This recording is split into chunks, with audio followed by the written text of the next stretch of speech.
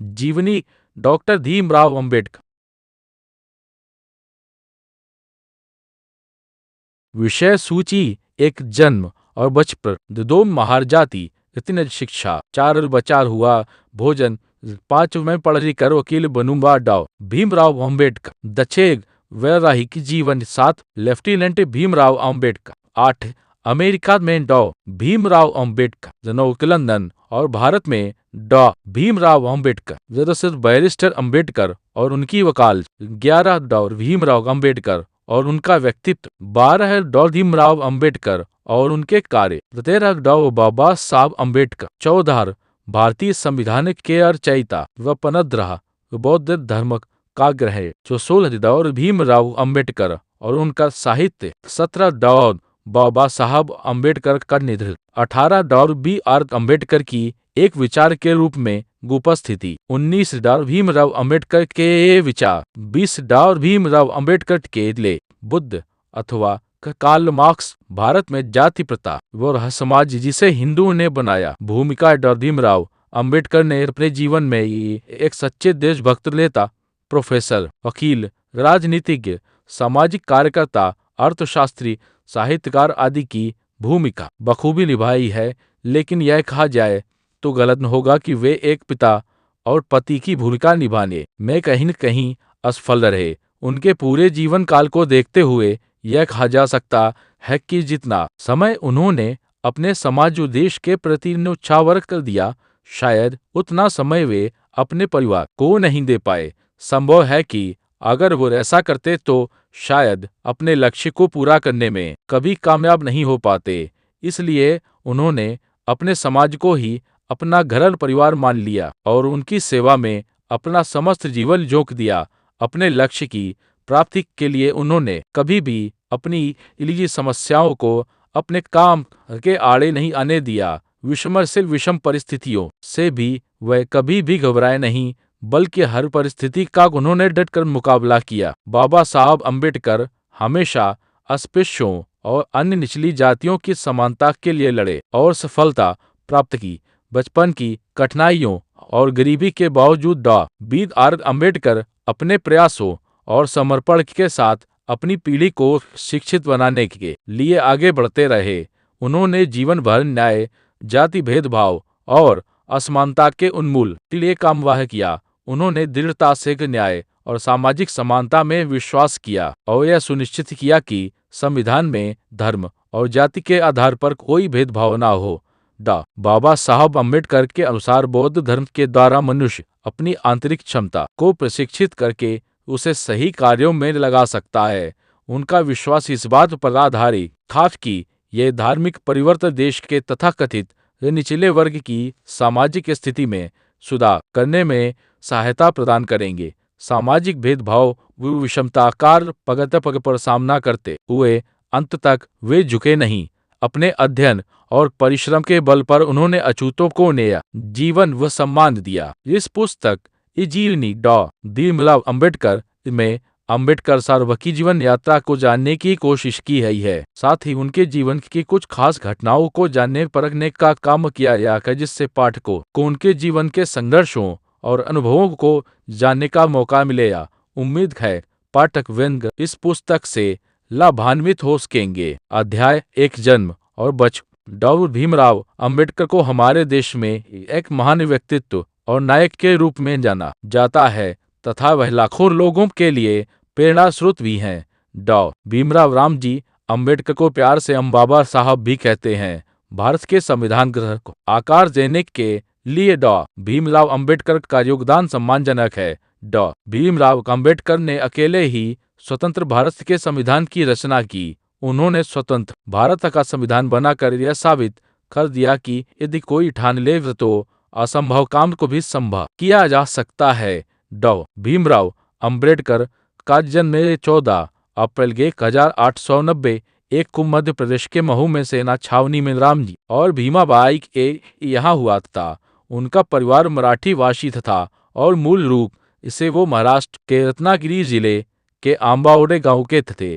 डॉ भीमराव अंबेडकर अपने माता पिता की 14वीं संतान थे। उनके 14 बच्चों में से केवल 5 बच्चे ही जीवित बचे थे। डॉ भीमराव अंबेडकर के जन्म पर परिवार संबंधियों व मित्रजनों ने खूब खुशियां मनाई। डॉ भीमराव अंबेडकर अपने माता पिता की पांचवी जीवित और सबसे छोटी संतान थे। साल 1891 में जब डॉ भीमराव अंबेडकर आज जन्म हुआ तो उस समय भारत पर ब्रिटिश शासन था। डॉ भीमराव अंबेडकर के पिता रामजी सकपाल उस दौरान अंग्रेजी सेना में सूबेदार थे और 1894 में उनकी सेवानिवृत्ति होने के बाद परिवार सतारा चला रहा था। डॉ भीमराव अंबेडकर की मां भीमाबाई धार्मिक स्वभाव की थी। 16 साल की उम्र में डॉ भीमराव अंबेडकर की शादी एक 9 साल की लड़की रमाबाई से कर दी गई। डॉ भीमराव अंबेडकर एक सच्चे देशभक्त थे जो समानता और न्याय और मानवता के लिए जीवन भर जूझते रहे। उन्होंने हमेशा इस बात का ध्यान रखा कि भारत की अखंडता पर किसी प्रकार की कोई राज्य न आए। डॉ भीमराव अंबेडकर को अपना जीवन का निर्माण करने में अनेक प्रकार की कठिनाइयों को सामना करना पड़ा। उनको पैतृक रूप से कोई धन संपत्ति प्राप्त नहीं हुई थी, लेकिन उनके पिता धनी वर्ग के होते हुए भी समाज के सम्मानित तथा ईमानदार व्यक्तियों में से थे। उनकी आर्थिक स्थिति अच्छी होने के कारण घर के खर्च का निर्वाह सुचारू रूप से नहीं हो पाता था। डॉ भीमराव अंबेडकर के दादाजी मालोजी सकपाल रिटायर्ड सैनिक थे।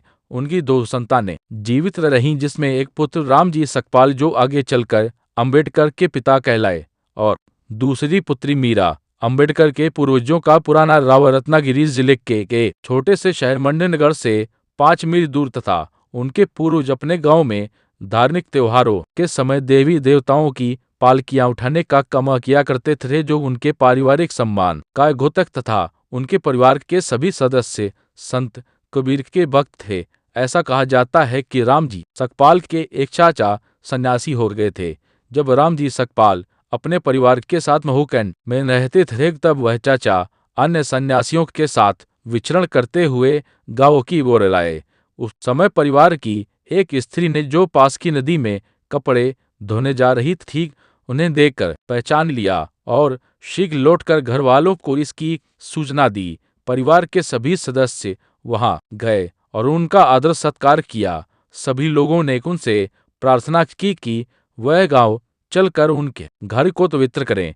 वह सन्यासी घर तो नहीं गए, पर उन्होंने आशीर्वाद दिया कि तुम्हारे यहाँ एक ऐसा पुत्र जन्म लेगा जो तुम्हारे परिवार को ही नहीं, तुम्हारी समस्त जाति और देश को भी पवित्र कर देगा। डॉ भीमराव अंबेडकर की मां भीमाबाई का परिवार धनी तथा धार्मिक तथा वह सुखी और धार्मिक वातावरण में पली बड़ी थी।